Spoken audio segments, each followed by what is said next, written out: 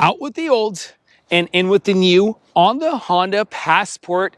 Guys, I have to say we're going to do a quick comparison video so you guys get an idea from your guys' couches at home what you guys want to see that has changed from the 2025 Passport over to the 2026. At Vagabond Bills with James and Sandu. Just don't forget to like and subscribe. Let's dive in so we don't waste your guys' time. So the 2025, the old body style Passport, again, looks a little bit more rounded off right off the bat. On the design, you have the complete different headlights, different grills, different bumper fascias, whole lot difference going on with the hazards and the active brake vents, complete different hood. The powertrain though does remain the same. So in the 2026, you still have the 3.5 liter V6 naturally aspirated. I'm so happy they kept that because I'm a fan of those V6 engines. They are unbreakable and they've upheld the test of time.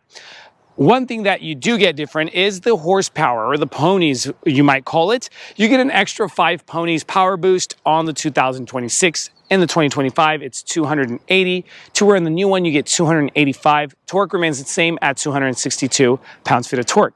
Another big difference is that they get rid of the 9-speed automatic transmission from the 2025. Over to the 2026, you now have a 10-speed automatic transmission, okay? The new one, you get complete different hood, more off-road ruggish. You get the squared-off headlights, blacked-out housing with the chrome, and they are LED in the Trailsport. Dropping down, we have the LED fog lights and complete different grills, up top and lower. You get 3 different grills on this one. You get the up top, the middle, and the bottom. Recovery hooks now in the Trailsport, okay? So both of these cars in this video are Trailsport trims. We just wanted to make sure that the comparison is as close as possible. Over to the side. Completely different on the wheel well trims, all right? Over to the wheel area, you're gonna get different designs on the wheels. But another thing that I want to mention is that you get a 1.2 increase on the 1.2 inch increase on the diameter of the brake rotor and caliper, okay? So a whole lot better stopping power. Suspension system is the shock spring strut suspension, still tuned for the off-road, okay? Whole lot of difference with regards to the cuts. Pay attention to the fenders. I want you guys to keep an eye that you got a bigger fender here, a more slick fender here, okay? Over to the doors, we get over to the cuts of the doors, different on the cuts of the body lines. I want you guys to focus on that, as well as the rocker panel trims, complete different. Again, this is a bit more rounded off, looks like more of a road princess feel, to where the new Passports, again, more rugged, kind of reminds me of the Land Rover Defender look, all right? Up top, side mirrors, completely different on the side mirrors. Now let's talk some wheelbases. Now, dimensions, wheelbase, ground clearance, things of that sort. Let's start with the old one, okay? The old one was 189 inches in length. You had 79 inches in width and 72 inches in height with 111-inch wheelbase, 8.1-inch ground clearance. Well, the new one, you get 191 inches, so about 2 inches longer, 80 inches on the width, which is about an inch, inch and a half to be exact on the width increase, and 73 inches on the height, again, about the same.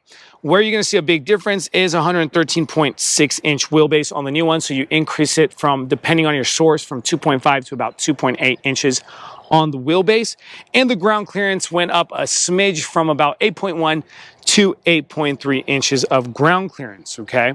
Now, towing capacity is still about the same, 5,000 pounds of towing capacity. Come over to the handles, complete different handles on both, all right? So from the 2025, you got the old handle look, new handle look. I'm just loving this new one, honestly. I've never been a Passport fan, but the new Passports just look great. Beefier roof rails. Older one has kind of the softer roof rail look. On the 2026, sorry, you have beefier roof rails. A lot of difference right here in the glass area. Okay, I want you guys to pay attention. The door shape area as well. If I go ahead and open that door, you guys can see the shape, all right? Completely cuts off. You will see a lot of difference on the shape of the glass, the trim work here, as well as the C-pillar design, okay? The glass on the C-pillar of the 2025, the old body style, actually connects to the back glass. But here we actually have the big C-pillar that separates the second row glass from the quarter panel glass, okay? A lot of difference over to the tail light area too, just complete change, everyone. From the old style, let's go ahead and show you guys that. You have the spoiler, the back glass, the wiper a bit more rounded off shape, as I said from the beginning. Tail lights are completely different. Dropping down, backup lights, parking reflectors, the whole bumper fascia, complete difference, as well as the tips there. And the tailgate itself, again, completely different with that curvy shape.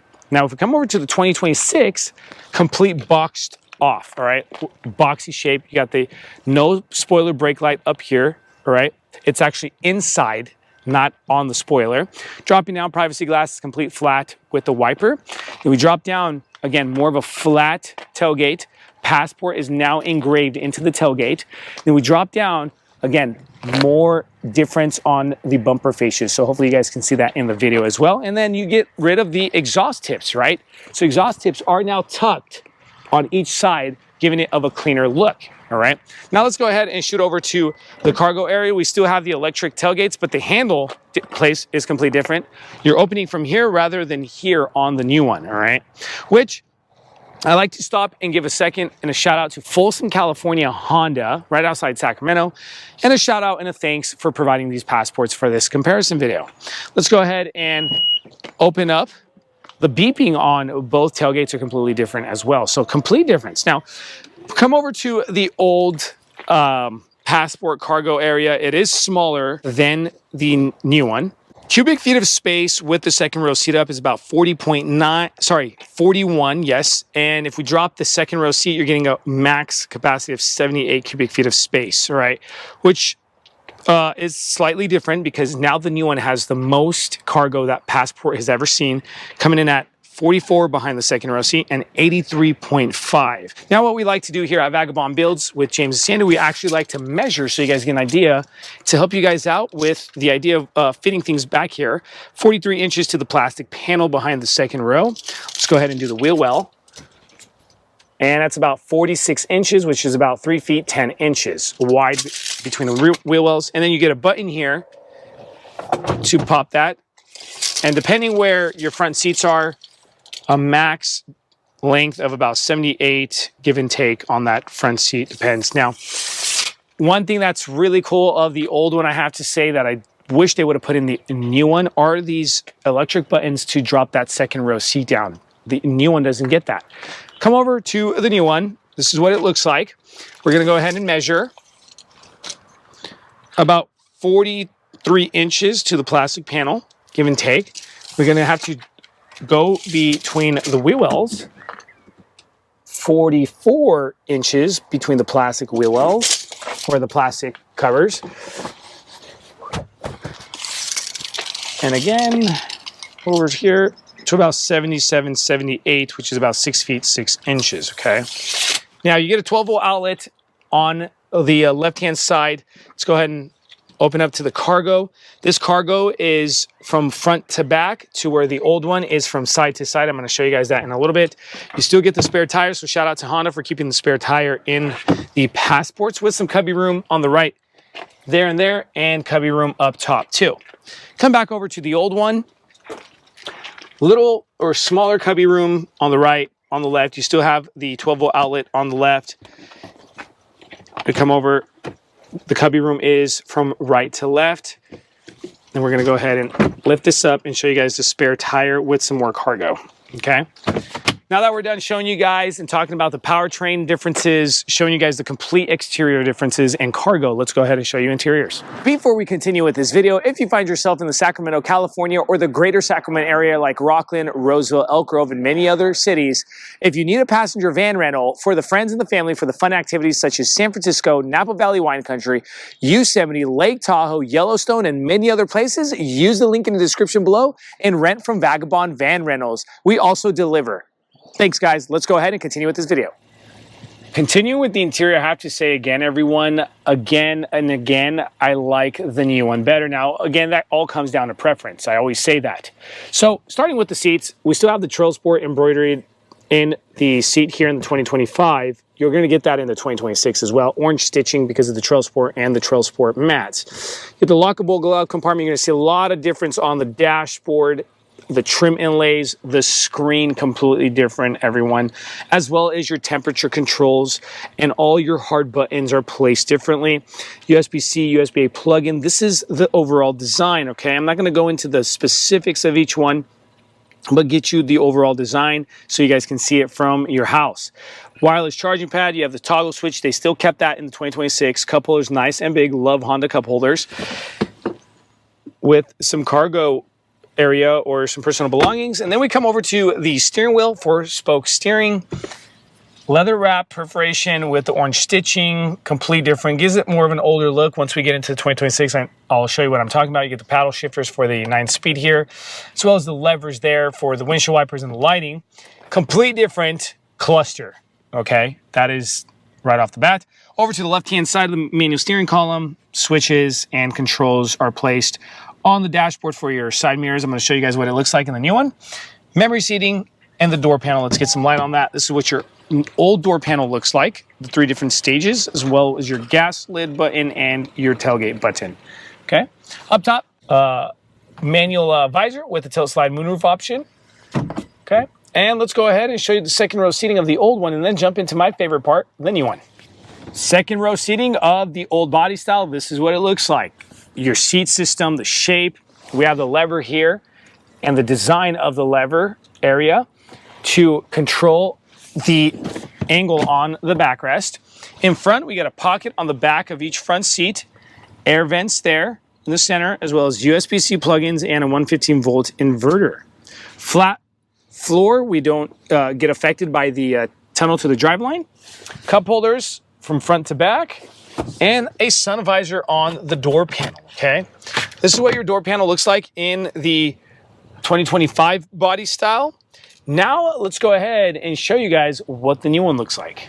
Now look what I'm talking about. Starting with the seat. The Trailsport's still embroidered, but get a load of the design on the seat, the different design stitching, the insert with the orange canvas, phenomenal look on the seat. The mats are completely different as well as that boxier shape on the dashboard. You also have the extra pocket in here. Still lockable glove compartment, but you get the canvas and the orange stitching on the dash. Pop-up screen, this is probably one of my favorite parts with the Google Maps. Here's a picture of the old one because I didn't really talk specifics on the old one. Again, look at the new interface. Let's go back home. Beautiful look. Kind of resembles each other on the interface, but this just has a newer look, okay? Passport engraved in that trim. Air vents are here, as well as the complete different controls on your climate. That's what it looks like in here. As well as you can control the rear settings, dropping down USB-C plugins, topographic mat here next to the charging pad, okay? So design here is different, as well as the toggle switch, all right? Same idea, they still kept the toggle switch, but the shape is different, the trims, as well as the cup holders. Drive mode, you have a parking brake button that's electrical. The old one still had that kind of left kick parking brake, to where the new one has the parking brake electric button. Brake hold, hill descent control, and some difference in the center console area. Up top, probably one of the biggest differences. Again, like I said, Passport, just the Honda stepped up the Passport, I have to say. I'd probably choose this over a CR-V. And if I don't need a third row, I would choose this over a Pilot, is my personal preference, okay? In front, another strong point is the full digital cluster. Way cool. You can go ahead and mess around with the info cards and change the theme on that cluster itself. Go to the manual gauge look and whatnot. Complete different steering wheel. It used to have just 4 specific spokes. Now they kind of combine that bottom spoke to one, as well as a Trailsport stamp. And you still get the paddle shifters back behind that steering wheel. You just don't get perforation on the steering wheel with regards to Trailsport. A lot of difference here on the left-hand side as well. Remember all those buttons and switches here? Well, they simplified that, cleaned it up. They gave you 2 buttons, the windshield heater button, which is standard, as well as the tailgate lift button. And then coming over to the door panel. Door panel cup holders, still same idea, but you get the window switches on the side mirrors on the door instead of on the dashboard. And those side mirrors do come automatic foldable and 3 different levels, okay? Now that we're done with the front side, let's show you the second row and finish up with this video. Second row seating, you same design here on the back bench with the stitching. Love that. We still got the front back armrest cup holders. Car seat compatibility as well here, but you don't have the option of dropping this backrest further back. So they get rid, and this is now stationary, okay? In front, we get the same pockets, one on each side. These are just bigger than the older one. Air vents, USB-C plugins are kind of same setup, and a 115 volt. Now, I didn't mention the legroom in the front, pretty much the same with 41 inches in the front. Where they change or give you extra legroom is in the back, which is about 1.3 inches longer or more area on the legroom, okay? So I'm about 6 feet 2 inches. To put it into perspective, you can fit five adults comfortably back here, all right? Now, MSRP sticker. First, here's the MSRP sticker to the 2025, the old body style, coming in at MSRP of $45,000. Now the MSRP sticker to the new one, the 2026, is coming in at $48,450. So you're talking about a $3,000, almost $500 increase from the old one over to the new body style. Hopefully you guys liked this video. Hopefully it helped out a lot. Thank you so much for watching our channel at Vagabond Builds. Don't forget to like and subscribe. Keep watching. Stay tuned. We have more cool things coming. God bless you.